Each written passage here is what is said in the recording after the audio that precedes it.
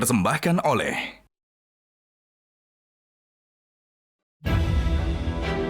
Bersama mengubah limbah menjadi sebuah karya. Saya selalu soal itu. Inspirational. Itu adalah panggilan. Memulai usaha dari saya SMA hingga sekarang. You have the base to be an entrepreneur. Apa yang mau di-offer? Kalau ini bisa kita lewang, Coach. Buat anak saya. Animasi Indonesia Makin berjaya. Kayak bule. Dan lebih muda dari aslinya.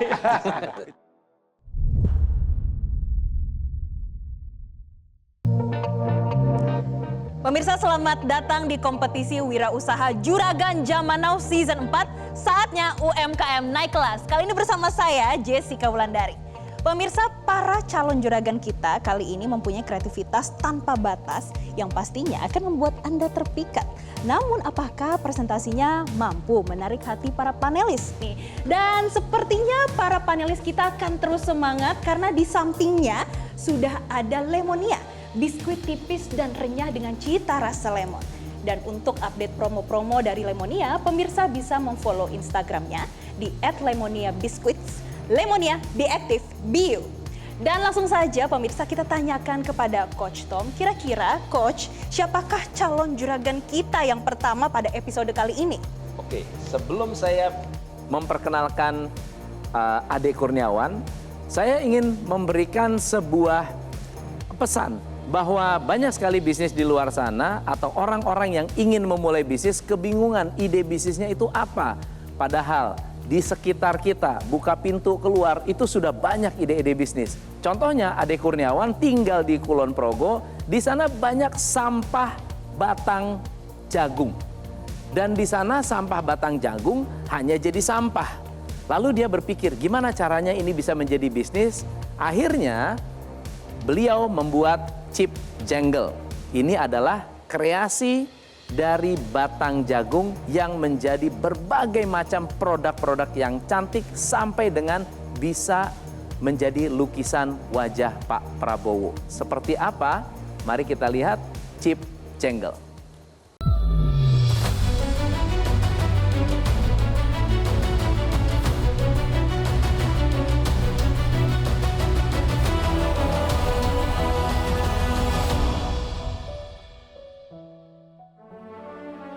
Perkenalkan panelis, nama saya Ade Kurniawan.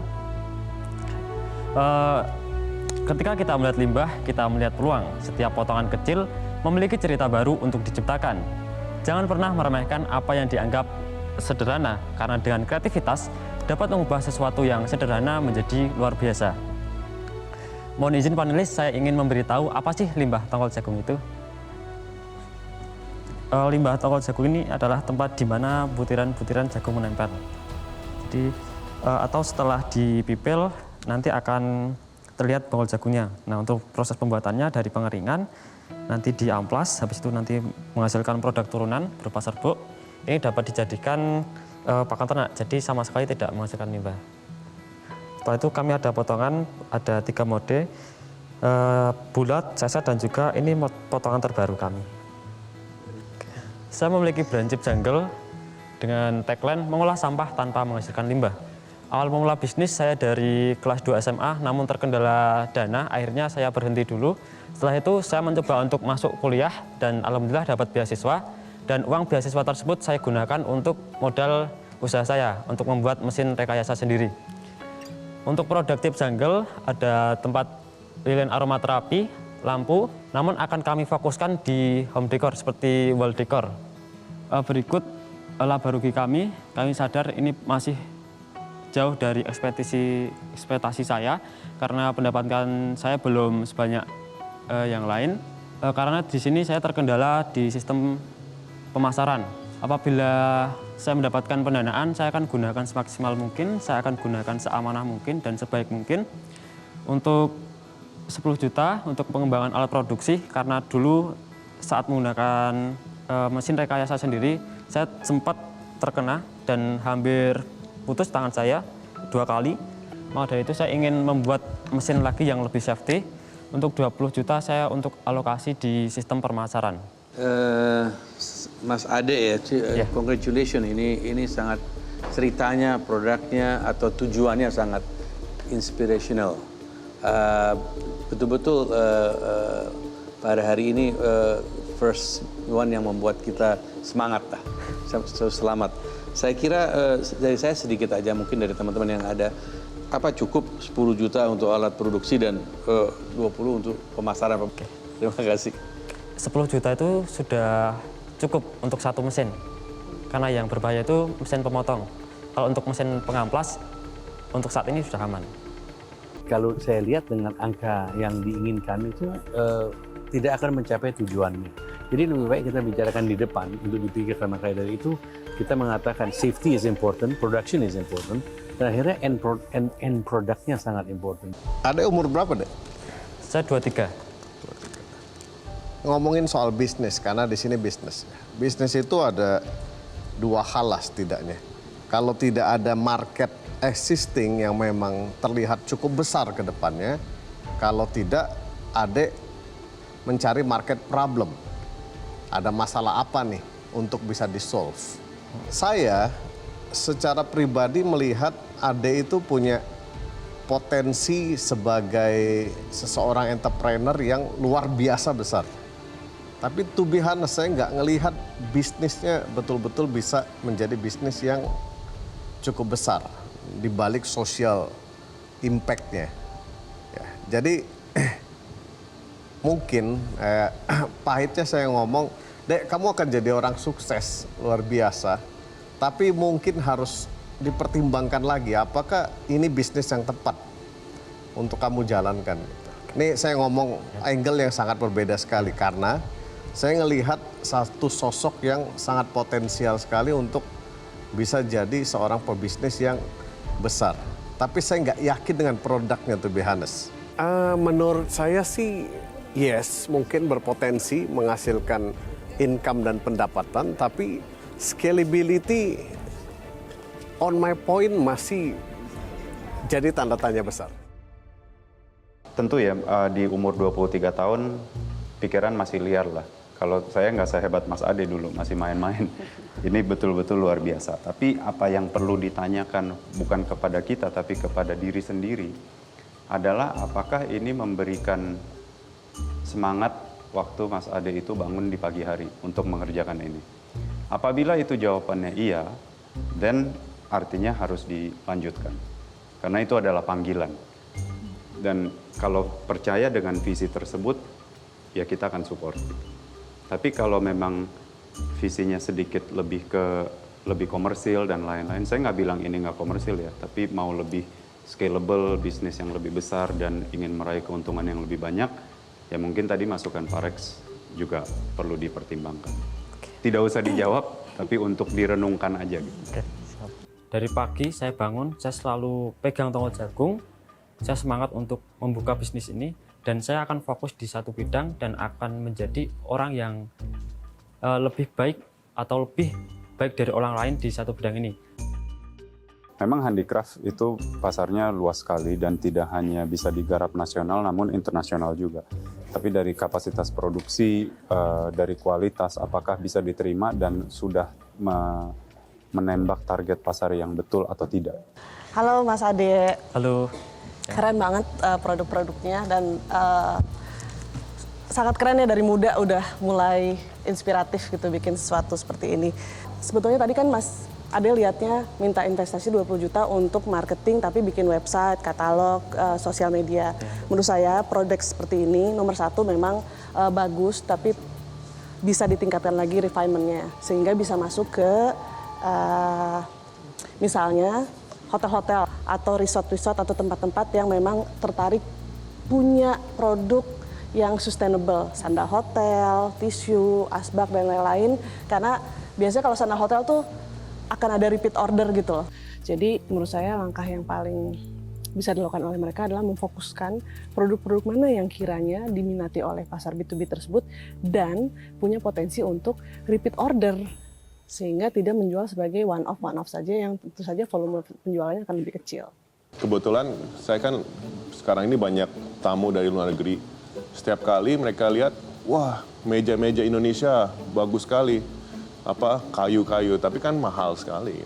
Nah ini kalau mungkin dengan pengolahan yang bagus, apalagi bisa dikatakan hampir for free bahannya, mungkin ini bisa menarik sekali. Tapi memang masih perlu tadi R&D yang lebih bagus supaya produksinya lebih bagus. Tapi saya rasa tetap punya potensial, tapi mesti tingkatkan lagi R&D-nya. Oke, tapi kita akan nantikan ya kira-kira gimana keputusan dari tim panelis. Dan pemirsa, itulah tadi presentasi dari Mas Ade, tapi masih ada 2 calon juragan lainnya yang akan melakukan presentasi. Kira-kira siapakah mereka? Tetaplah bersama kami di Juragan Zaman Now Season 4, saatnya UMKM naik kelas. Ketika saya mementori beliau, peluang-peluang bisnisnya memang cukup banyak.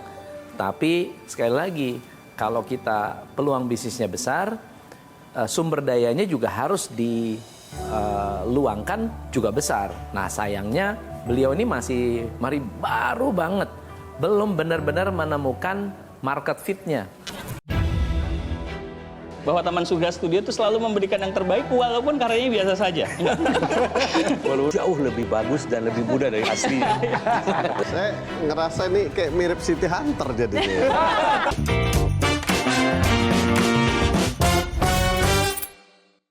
Dipersembahkan oleh, didukung oleh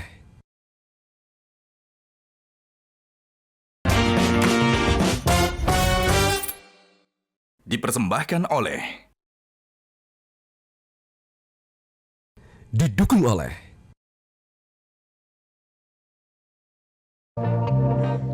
Pemirsa, kini giliran calon juragan kedua akan melakukan presentasi di hadapan para panelis. Kira-kira siapakah calon juragan kedua kita pada episode kali ini? Kita tanyakan langsung kepada Coach Dewa. Coach, siapakah yang menjadi calon juragan kedua di episode kali ini? Siap. Kreativitas itu tanpa batas dan nilainya pun tak ternilai. Peserta Juragan Zaman Now kali ini adalah mereka yang sangat concern dalam dunia kreativitas, khususnya komik, ilustrasi, gambar, dan juga storyboard. Tentu produk yang dihasilkan pun tidak akan jauh dari produk-produk sejenis yang berhubungan dengan kreativitas. Siapakah dia? Ini dia Kak Umam dan Kak Widi.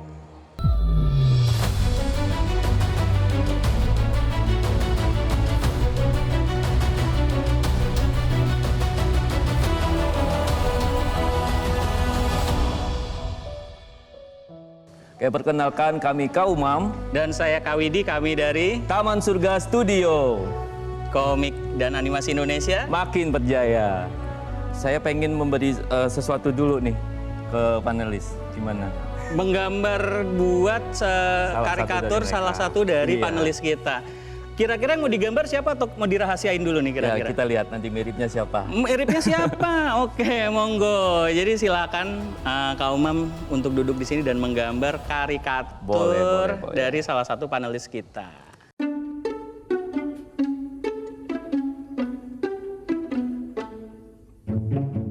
Jadi ujung tombak kami di Taman Surga Studio ini adalah untuk menggambar karikatur Kak Umam. Bahwa Taman Surga Studio itu selalu memberikan yang terbaik walaupun karyanya biasa saja. Waduh, mohon maaf. Mohon maaf. Saya suka. Nah, sudah jadi. Terima kasih banyak. Ini harus berkedip ya? Bagus dan lebih cantik dari aslinya. Iya, mantap. Jauh lebih bagus dan lebih mudah dari aslinya. Saya ngerasa ini kayak mirip City Hunter jadinya. Kayak bule. Ini kalau udah karyanya udah mirip banget sama saya nih. Oke, langsung saja kita dengarkan presentasinya. Taman Surga Studio ya, bikin komik animasi Indonesia makin berjaya. Kami siapa kami? Kami berdua adalah basicnya guru gambar ya. Guru gambar komik di beberapa sekolah. Kita biasa berkonsentrasi dalam produk jasa. Nah, kali ini di kegiatan kita kali ini kita mau konsentrasi shifting di tempat yang lain, yaitu kita akan membuat sebuah IP atau intellectual property khusus yang dilahirkan dari Taman Surga Studio. Kenapa? Karena kalau dilihat di display ini adalah bayangin karakter IP yang bentuknya intangible, yang bentuknya nggak bisa dipegang, menjadi contohnya Doraemon sebagai duta budaya Jepang di tahun 2008. Dan yang menarik, Indonesia ini udah narik banyak banget negara-negara yang mereka punya IP untuk bisa jejualan di tempat kita. Salah satunya Amerika nih. kita udah nggak kebayang lagi anak-anak kecil pakai tas Marvel segala macam, kemudian di Jepang, kemudian budaya Korea dengan webtoonnya, kemudian yang pasti Malaysia dengan Upin Ipinnya, dengan yang sekarang lagi tayang ada Agent Ali, dan banyak lagi. Banyak lagi tentu ya. Maka dari itu kita coba bikin lah solusinya lah ya, bikin menciptakan semacam karakter lokal. Nah, penawaran panelis yang pasti yang pertama saya pengen menjadi partner ya lah. Terus selanjutnya mendapatkan dana hibah untuk memproduksi. Teman-teman ini butuh business development. Orang yang ngerti bagaimana memonetize skill yang ada di depan ini, menurut saya gitu. Karena banyak sekali sebetulnya peluangnya. Ini masalahnya sih memang nggak bisa ngemas dan nggak bisa jual karena terlalu kecil pendapatannya. Ya, satu logo aja itu orang bisa hargai puluhan juta bahkan ratusan juta gitu. Kalau bisa ngebangun brandnya, mereka kurang jualan atau sales mindset. Nah, makanya tadi ide saya adalah kalau dapat bantuan atau dapat project, coba punya orang business development atau orang sales yang bisa mengeksplor dan memonetize kreativitas yang luar biasa ini. Tadi kalau apa yang Pak Rex bilang itu saya tidak setuju. Kalian tidak perlu business development. Kenapa? Karena belum ada yang bisa didevelop. Jadi menurut saya memang harus direnungkan sebetulnya argumentasi main point plotnya itu apa sih gitu di story. Karena saya juga belajar dari orang-orang hebat seperti Walt Disney dan saya juga mengalami perjalanan itu sendiri. Emang harus direnungin. Pagi, siang, malam, bahkan saya kadang lagi tidur suka terbangun gitu karena saking otaknya itu nggak bisa mati mikirin gimana sih gitu. Saking saya sibuknya bekerja, menghandle beberapa dan mengerjakan IP, saya itu pernah diopname tuh hampir 4 kali. Nah di dalam rumah sakit pun saya minta dibawain iPad dari rumah karena ide-ide yang kadang suka datang tuh harus ditulis gitu. Karena kalau nggak lupa dan itu yang harus nanti dimasak supaya menjadi sebuah cerita yang baik gitu. Dan itulah baru jadi produk yang bisa didevelop dan bisa dijual. Ya, saya nambahin dikit ya, bukan saya nggak setuju dengan pendapat Pak Reno ya. Itu bisa jadi betul, tapi teman-teman ini butuh bensin. Ya, merenung tidak menghasilkan uang dalam jangka pendek gitu. Ya, jadi harus balance antara idealisme membangun sesuatu dengan bisnis untuk kehidupan sehari-hari. Yang saya tampilkan tadi adalah sesuatu yang mungkin short term, bukan sesuatu yang menjadi visi besar teman-teman, tapi it make money. Sebetulnya bisnis development itu ya tentu harus dipilah ya, ada senimannya dan ada yang menjualnya. Sekarang ini kan timnya hanya senimannya saja, perlu ada yang dijual. Tapi menurut saya kalau meng-appoint atau meng-hire orang bisnis development itu terlalu dini. Karena menurut saya produknya itu masih sangat mentah. Enggak, memang dunia kreatif itu kan tidak gampang ya. Dan saya rasa ini kekuatan bapak-bapak ini adalah di bidang kreativitas, tapi mungkin tidak di bagian menjualnya dan di bagian mencari bisnis. Jadi sebetulnya perpaduan antara Pak Rex dan Pak Reno ini sama-sama benar gitu. Sebetulnya yang saya nantikan di presentasi adalah ketika kakak-kakak ini bilang punya 10 IP dan pengen fokus ke IP, saya menantikan IP-nya mana. Di presentasinya nggak ada satupun IP-nya gitu. Itu menurut saya sangat sayang sekali gitu. Because seharusnya ketika memang mau ngomongin IP, ya disampaikan ini loh IP kita, ini apa kelebihannya dibanding yang lain. Jadi saya boleh tahu nggak sebetulnya IP-nya apa yang unggulannya? Itu saya sudah menyiapkan dari 2019, menabung karya berupa IP ada sekitar 10 lebih lah. Nah salah satu yang pengen diunggulkan dan menangkap momen di Hari Raya Idul Fitri, Hari Raya Islami, aku ngangkat tema Islam. Jadi seorang anak yang mungkin dalam kondisi tertentu tidak beruntung, tapi dia tetap berjuang dan harus sekolah, terpaksa harus sekolah di pesantren, dan di situ dia dididik untuk berwirausaha. Temanya sih seperti itu aku, gimana cocok tanam. Terus ini ada kambing-kambing di sini. Itu dia pesantren di Garut, dimana ini akan menjadi produk yang domba Garut itu kan produk yang potensial ya. Nah itu aku ngangkat biar anak-anak tuh mencintai, oh iya aku bisa bisnis ini nih, potensinya ini gitu, seperti itu. Jadi si Hasan ini berarti ya, IP unggulannya. Nah nanti selanjutnya kayak ondel-ondel, nah ini disiapkan untuk momen ulang tahun Jakarta seperti itu. Sekali lagi, sebuah karya tidak akan bisa jadi intellectual property jika karya tersebut tidak punya potensial bisnis ke depannya. Gitu. Menurut saya, dia akan berarti sebagai sebuah karya. Sehingga seharusnya di awal ketika memang mau fokus ke IP, dia menunjukkan IP-IP saja yang dipunya, kemudian strategi bisnis berkembangnya bagaimana, dan tidak hanya di industri komik dan animasi, tetapi juga lintas industri. Karena biasanya untuk IP, untuk sukses, biasanya harus punya strategi lintas industri untuk mengembangkan bisnisnya. Oke, baik. Pak Irwan, short term, mid term, dan long term ya seperti apa menurut Bapak? I think no, just short term. I think saya sangat setuju dengan beberapa input ini, dan terutama dari Pak Rex, karena you have to see apa yang ada sekarang. Ya, memang tujuannya ada, that's coming. Prosesnya, karena ini bisnis juga, at the end of the day, have untuk menghasilkan. Jadi lihat apa kekuatan kita, misalnya dalam catatan saya tulis, it's very enlightening. Kakak-kakak berdua ini very entertaining. Jadi untuk delivery produk yang ada sekarang dengan itu nggak banyak orang bisa melakukan itu secara natural, nggak dibikin-bikin. Tadi saya sangat ter-enlightened lah, ter-entertain dengan apa yang dilaksanakan. Jadi dilihat apa kekuatannya, dan mungkin dalam arti kata, instead of just, yes it's very good to start with dengan tema-tema ini, tapi mungkin dibawa ke dalam corporate level, misalnya bekerja dengan learning and development atau setaranya di perusahaan-perusahaan, karena banyak perusahaan yang mempunyai workforce yang besar, mempunyai keluarga juga, dan ini bisa dibuat suatu entertainment event dan educating event kepada warga dan juga anak, dan ini you can charge a lot of money. Ya, pada dasarnya mereka seorang creator, jadi secara entrepreneur itu benar-benar perlu banyak butuh latihan, dilatih, ditempa gitu kan. Makanya kenapa ketika mempresentasikan juga bagian-bagian bisnis dan juga keuangan juga cukup challenging ketika saya proses mentoring. Tapi baik lagi, beliau mereka berdua sangat punya antusiasme dan juga passionate dalam bidang kreativitas ini, dan butuh untuk disupport dari segi mentoring, manajemen, dan lain-lain. Mentoring dan manajemen. Oke, itu dia presentasi dari Taman Surga Studio. Tadi sudah melakukan presentasi yang terbaiknya, tapi kita nanti kembalikan ke tim panelis, kira-kira akan menjadi terjuragan ataukah mendapatkan suntikan modal ataupun investasi, kira-kira seperti apa tim panelis nanti akan mendiskusikan. Dan masih ada satu calon juragan lain yang akan melakukan presentasi. Siapakah dia? Tetaplah bersama kami di Juragan Zaman Now Season 4. Saatnya UMKM naik kelas.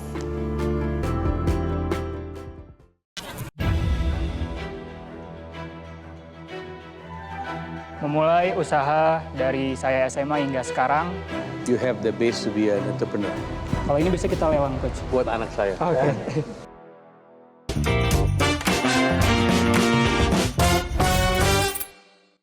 Dipersembahkan oleh,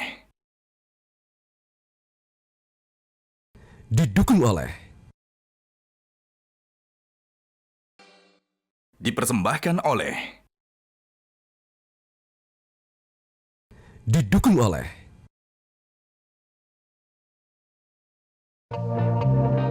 Pemirsa, Anda kembali menyaksikan Juragan Zaman Now Season 4, saatnya UMKM naik kelas. Dan pemirsa, kini giliran calon juragan ketiga yang akan melakukan presentasi. Kita tanyakan dulu kepada Coach Peter. Coach, ini udah keren banget hari ini. Kira-kira ada hubungannya nggak sih dengan calon juragan ketiga hari ini? Ya, hari ini kegantengan saya bertambah berkat produk dari calon juragan yang berikut ini. Dan calon juragan yang berikut ini adalah sosok yang inspiratif. Karena memulai usahanya sejak SMA dan sekarang ternyata usahanya sudah beromset miliaran. Penampilan keren, pekerja keras, pekerja pintar, dan punya usaha yang sukses. Sepertinya jadi satu paket komplit dari calon juragan berikut ini. Seperti apa sosoknya dan produknya? Kita panggilkan Rico Maulana dari Earthy Genova.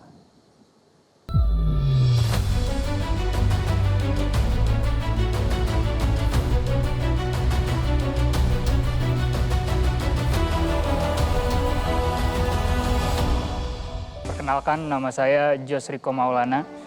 Memulai usaha dari saya SMA hingga sekarang dengan mencoba cara-cara dan bagaimana apa yang bisa dilakukan dari materi-materi yang diajarkan oleh kampus saya sendiri. Akhirnya Artigenova terus berjalan dari tahun 2018 hingga sampai saat ini. Keunggulan kita saya bagi menjadi dua. Yang pertama ada exclusive manufacture dan pricing strategy. Exclusive manufacture dalam developing material. Kami sudah melakukan kerjasama dengan beberapa pabrik yang ada di Indonesia sendiri untuk memproduksi kain yang dihususkan untuk brand kami sendiri. Sehingga tidak ada kain denim yang ada di kita digunakan oleh brand lainnya. Lalu yang kedua ada developing product. Untuk Artigenova sendiri sudah memiliki garment dan konveksi sendiri yang dihususkan untuk memproduksi jeans dari Artigenova. Jadi kita tidak perlu melempar atau memproduksi denim kami kepada pihak luar. Apa yang kita butuhkan?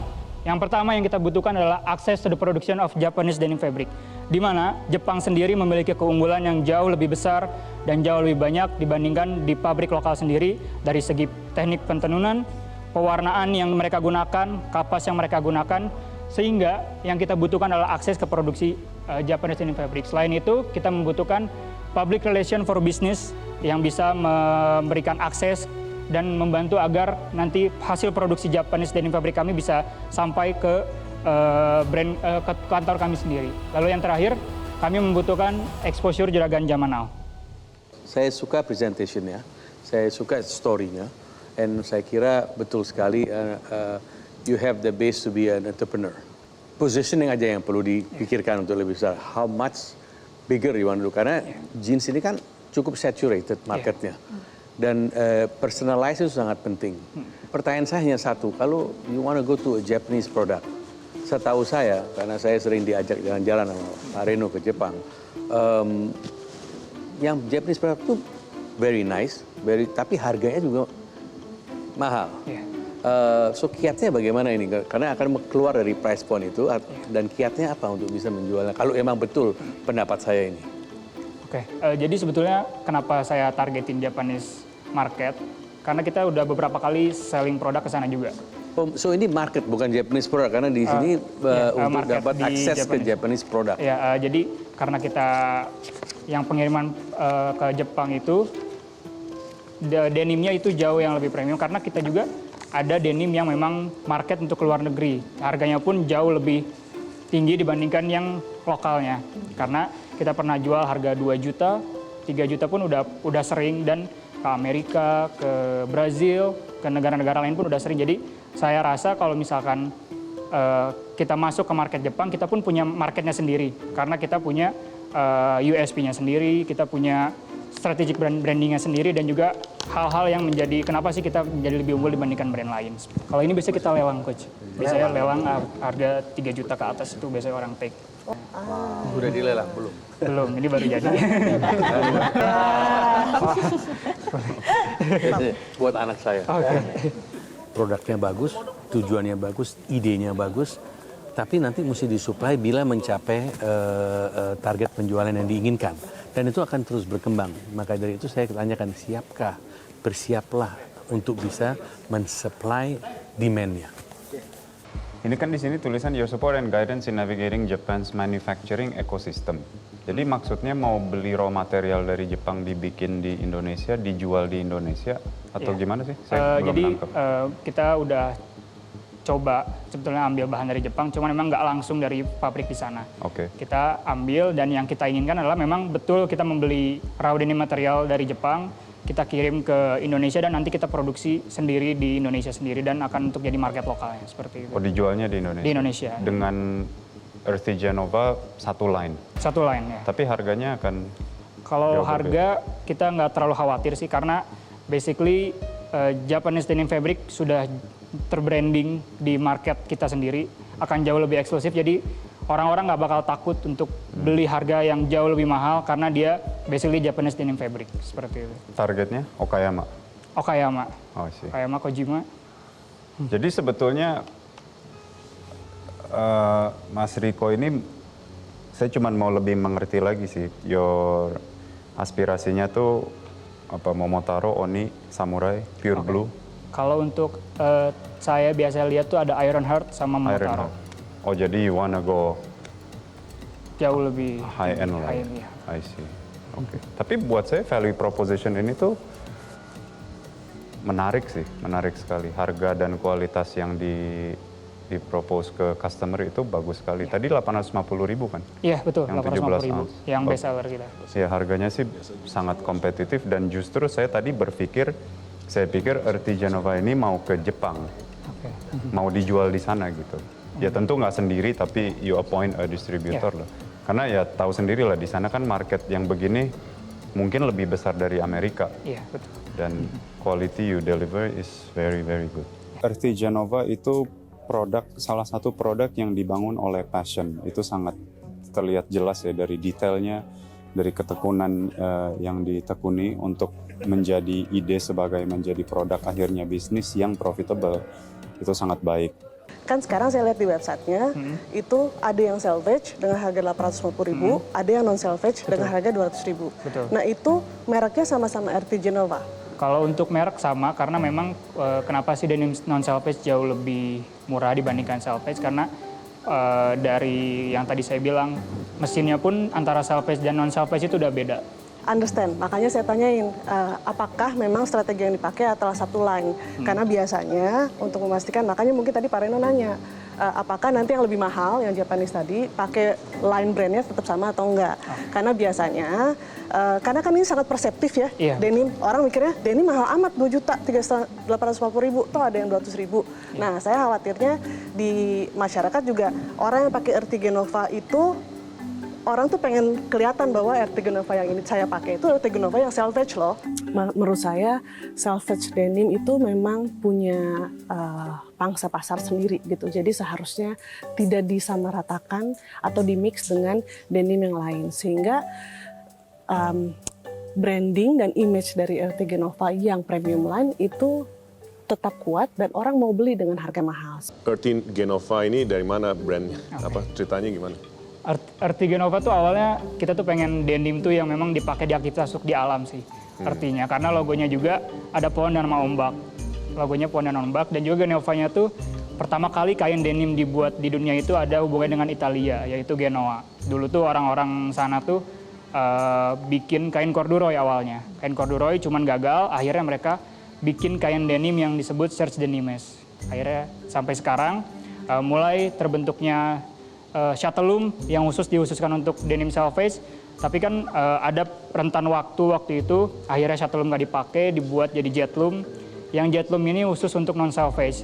Cuman terjadi revitalisasi di Jepang, akhirnya Jepang itu nge-impor semua mesin-mesin dari Amerika waktu itu untuk bikin pabrik manufaktur di Jepang sendiri, khususnya di salvage, hingga sampai sekarang Jepang masih menjadi top dalam pembuatan kain denim seperti itu.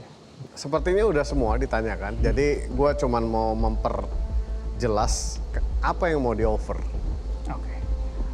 Dalam what we need yang saya sebutkan dua itu, apa yang saya akan offer pastinya saya ingin melihat apa yang kita dapatkan dulu. Kita pengen lihat apa yang memang diberikan oleh para panelis dan nanti mungkin kita bisa terjadi kerjasama yang lebih lanjut, entah revenue sharing, apa profit sharing, tergantung dengan jumlah dan juga apa yang diberikan oleh para panelis, seperti itu sih.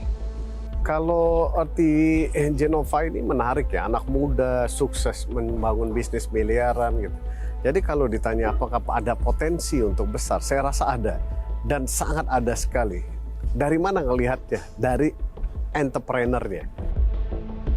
Ini kita lihat orangnya muda, masih muda dan semangat dan dia berhasil membuat suatu brand yang mulai diterima di masyarakatnya dan saya lihat nilai jualnya malah tinggi ya. Dan Coach Peter, gimana tanggapannya untuk kembali meyakinkan tim panelis? Nanti mungkin ada diskusi lanjutan lagi. Iya. Ini kayak paket komplit gitu. Oke. Foundernya very passionate about denim, jeans. Kayak beliau bisa ngomong berjam-jam ngomongin soal produk. Kemudian yang kedua, marketnya juga sangat besar, ya kan. Yang ketiga, foundernya masih sangat muda dan mungkin saat ini bisa dibilang contoh UKM naik kelas ya gini, usaha kecil miliaran, ya kan. Yang memang marketingnya juga marketing kekinian sesuai dengan umurnya gitu. Jadi makanya sangat relate dengan marketing saat ini. Ya. Dan pemirsa, kita sudah melihat ketiga calon juragan melakukan presentasi. Tapi kira-kira apakah Earthy Genova ini mampu menarik hati para tim panelis kita nanti akan melihat bagaimana hasil diskusi dari tim panelis. Dan pemirsa tetaplah bersama kami di Juragan Zaman Now Season 4, saatnya UMKM naik kelas. Background-nya kan udah pendidikan. S1, S2. Maksudnya, yes, harus bantu. Iya. Tinggal Jadi ya ditanya, tidak ada bantuan. tinggal lu tanya Jadi lagi, gimana? gimana tadi? Udah diskusi belum?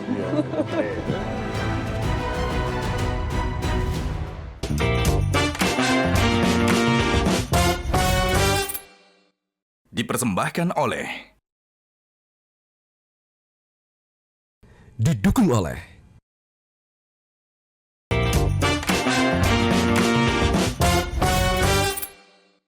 Dipersembahkan oleh Didukung oleh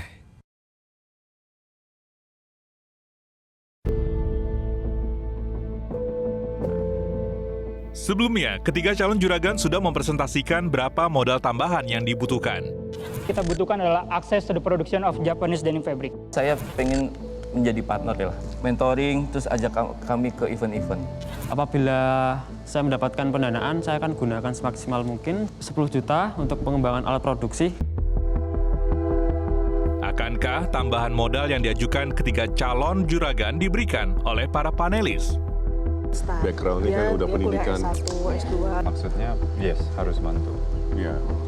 Prioritasnya, you need to work. Nambah portfolio. Jelas nggak butuh bantuan. Tinggal Jadi ya ditanya, tidak ada bantuan. tinggal lu tanya Jadi lagi, gimana? gimana tadi? Udah diskusi belum? Seperti apa hasil yang akan didapatkan oleh ketiga calon juragan dari para panelis? Langsung saja kita panggilkan ketiga calon juragan untuk masuk ke studio.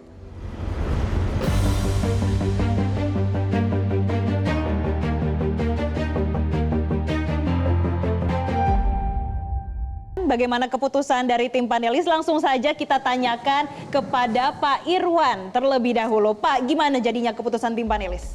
Oke, terima kasih Mas Ade ya. Saya langsung aja to the point.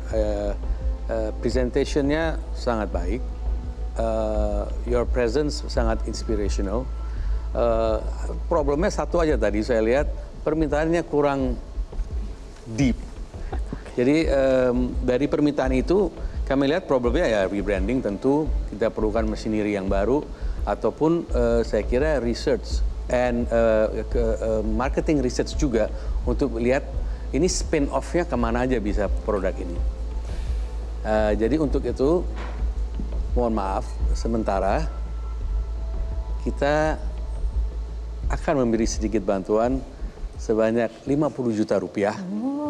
Untuk bisa dipakai dalam 3 hal yang saya sebutkan tadi, rebranding dan juga research dan tentu mesin. Aku mau ngucapin terima kasih kepada panelis karena saya nggak menyangka ini dapat 50 juta dan itu akan saya gunakan sebaik mungkin. Saya akan gunakan untuk pembuatan mesin rekayasa untuk produksi saya biar lebih cepat lagi, lebih bagus lagi dan menjaga kualitas. Dan untuk pemasaran saya akan lebih meningkatkan lagi. Saya akan lebih semangat lagi untuk menjalani bisnis Jeep Jungle. Sukses selalu ya Mas ya. Oke, selanjutnya untuk juragan kedua kita tanyakan ke Pak Rex, gimana keputusan tim panelis Pak? Habis tepuk tangan, situasinya sepertinya jadi nggak enak langsung tegang buat lagi saya. ya? Situasinya jadi kurang pas kalau buat saya, karena setelah kita putuskan berlima, kita mohon maaf banget untuk tidak bisa memberikan support tambahan apa-apa untuk Mas Umam dan Kak Umam dan Kak Widi. Ya, tapi tetap bersemangat bahwa this is not the end of the journey, but the beginning of the journey. Oke. Beginningnya saya belum sebut. Oke. Jadi karena tadi saya juga katakan prosesnya kan yang baik dan yang untuk lihat sebelum kita mencapai end tujuannya. So dari saya kira karena you're so entertaining dan juga I think you have talent, ada edutainmentnya dan sebagainya. Saya ingin mengcommission, artinya membuat project dengan perusahaan kami, Time International, nanti bisa berhubungan dengan Learning and Development Department kita, saya akan membuat kontrak untuk 2 kali event dengan nilai kontrak sebanyak 50 juta rupiah.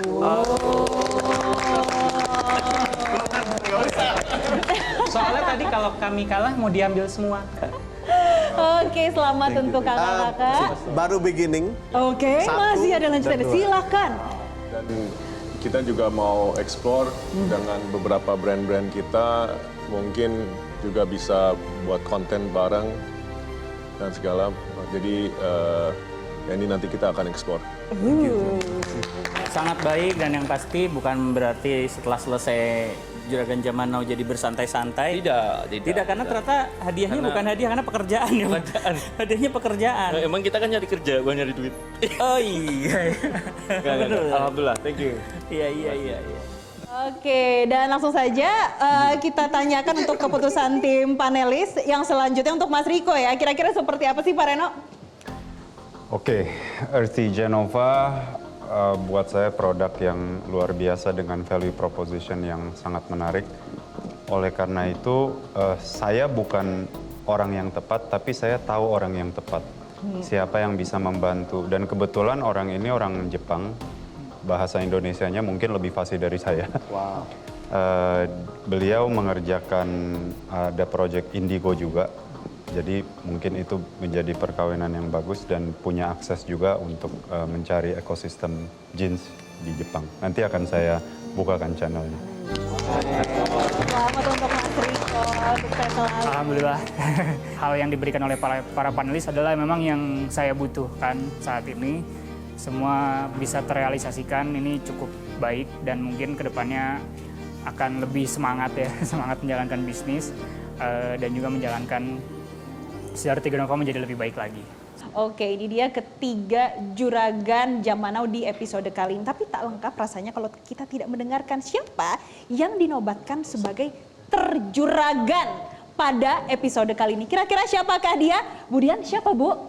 Siapakah yang terjuragan? Zaman Now. Juragan episode ini semuanya sebetulnya juragan muda ya. Karena muda-muda semua. Kak Umam, Kak Mivi juga muda kan ya? Saya anggap muda.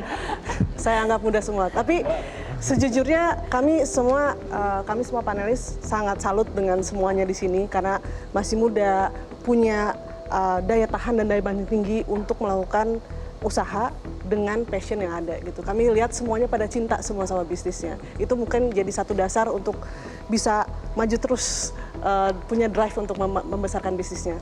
Jadi langsung saja, dari semua juragan yang ada sekarang, yang terjuragan adalah Riko dari Earthy Genova.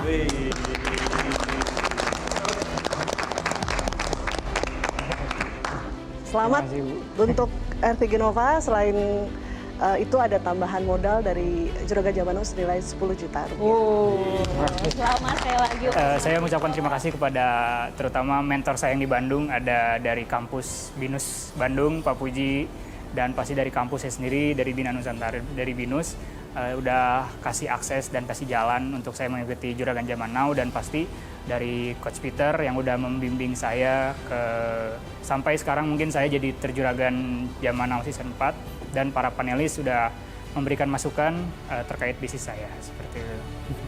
Dan pemirsa, demikianlah Juragan Zaman Now Season 4 pada episode kali ini. Tapi kira-kira pemirsa, siapakah calon juragan yang selanjutnya akan mempresentasikan usaha mereka di hadapan para tim panelis? Apakah mereka akan mendapatkan tambahan modal ataupun investasi serta dinobatkan sebagai terjuragan? Maka dari itu, saksikan terus Juragan Zaman Now Season 4, saatnya UMKM naik kelas. Terima kasih dan sampai jumpa. Kami dari Roti Jepang Sao, Premium and Halal Sandow from Bandung. Masakan tradisional yang berasal dari Kota Kandangan, Kalimantan Tengah. Enak banget sih ini. Perpaduan dengan sambalnya juga enak. Makanan khas Papua. Iya, ini sambal asap. Sepatutnya dimakannya pakai apa? Ikan? Boleh. Investasi 200 juta.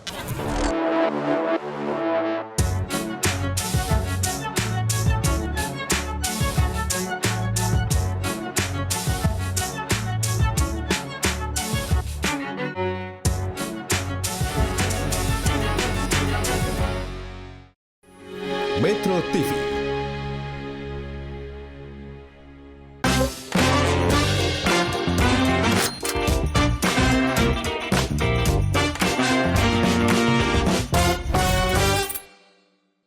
Dipersembahkan oleh